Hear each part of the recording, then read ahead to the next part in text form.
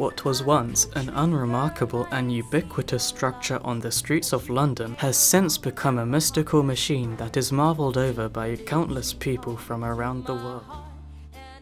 In this documentary, I will be going over the history of this bygone relic and what became of it in the decades following its demise.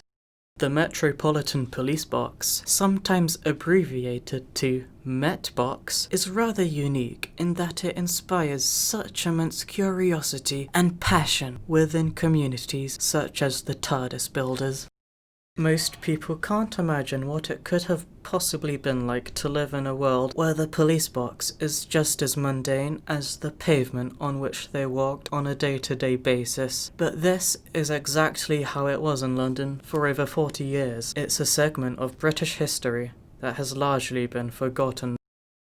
Designed and introduced by Gilbert Mackenzie Trench in 1929, the Metropolitan Police Box acted as a miniature police station. Police constables would use them on breaks or for calling the police station via the built-in telephone, which was just as much the police's as it was the public's. It could be accessed via a hinged door on which contained an instructions plaque detailing how to use it. However, in the beginning, the boxes were seldom used due to the public's unfamiliarity with the service that Police Box provided. If they were lucky, a police box would be used once, maybe twice per month, which gave the police department the incentive to give public demonstrations. During the demonstrations, it was explained that the police box was indeed intended for the public to use. There were also videos and articles with the same information to spread it as widely as possible.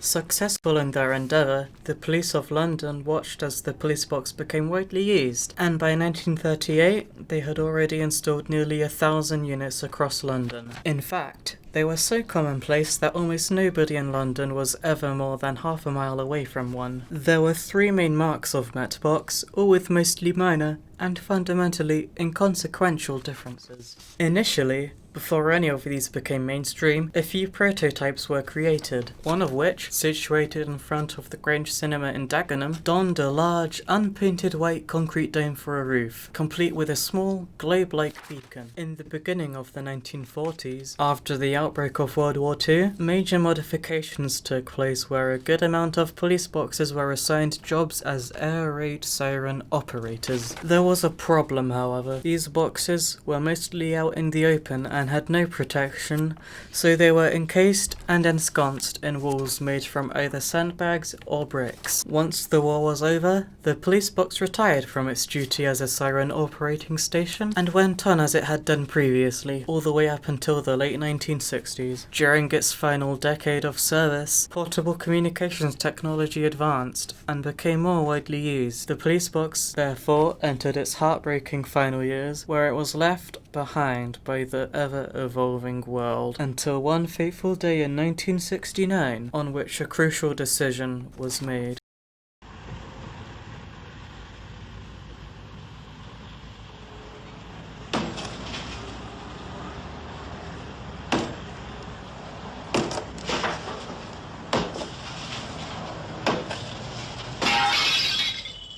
Hello, hello, hello. What's going on here? The police box, that reassuring reminder of law and order, is out of date. For many people, so is our traditional view of what law and order mean.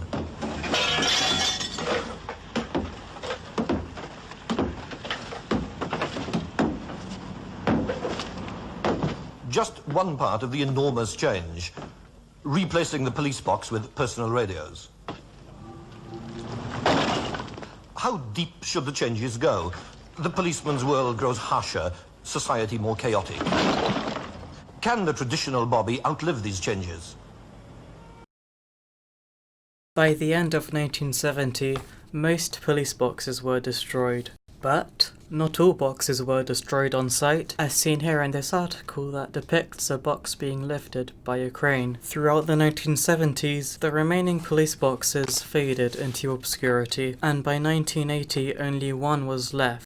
The last box, located on the Barnet bypass, was nicknamed the Barnet box and is one of the most photographed police boxes of all time, having photos taken from almost every angle you can think of. In her final months, the Barnet box was almost completely covered in dirt due to the construction going on around her, and one day it was decided that she would be demolished, marking the end of an era. During the 1980s, just 5 years after the final police box was destroyed, a previously unused box appeared in Derbyshire at the Crick Tramway Museum. Nobody is certain as to how or why this box survived, or how it ended up in a tramway museum. However, a common belief amongst police box historians is that this box was kept in storage by the police until one day they donated it to the Tramway Museum with hopes that it would stand tall and proud as the last remaining Metropolitan-style police box. What is certain, however,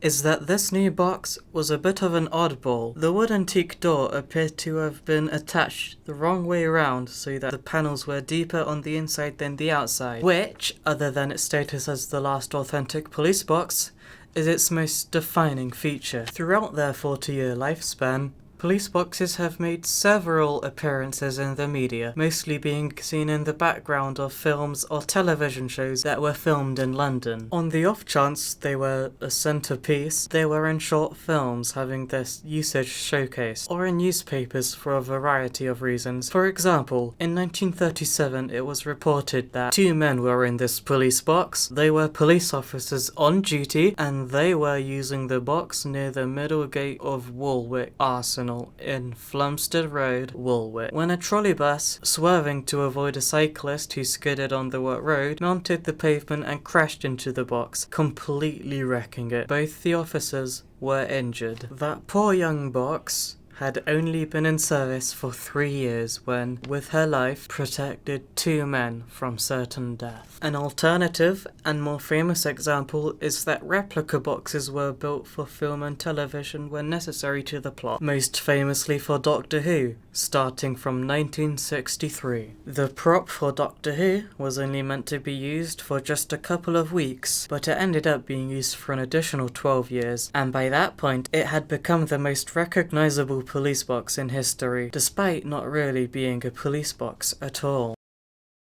These days, the Metropolitan Police Box is best known as the Tardis, courtesy of a little science fiction series called Doctor Who. It began its journey to becoming a sci-fi icon by accident. The Tardis, a shape-shifting time machine, was only supposed to take the form of a police box for 1 episode, that being An Unearthly Child, which was set in 1963 in London. Due to budgetary constraints, the BBC props department was unable to give the Tardis a new shape per episode, which was their original plan, so it remained a police box for a while longer than it should have. Almost 60 years, in fact. And counting. Although the Tardis was supposed to mimic the police box's external appearance, it was far from accurate, and over the years, it became its own thing. Almost everything about the original Tardis prop was incorrect. The panels were the wrong size, the windows were the wrong size, and most notably, it was too short. After over a decade of service, the TARDIS prop became unusable and was so battered that it was sad to look at, and so it was replaced by a different one. Over the years, as the TARDIS prop was refurbished and replaced many times, it became less like a police box and turned into its own thing. The Metropolitan Police Box, aka the TARDIS, is a spectacle that can't be repeated, and not only because of copyright laws, it's because it can be just as fascinating as it is mundane. It's a time and space machine and a simultaneously innocuous everyday structure from London's past.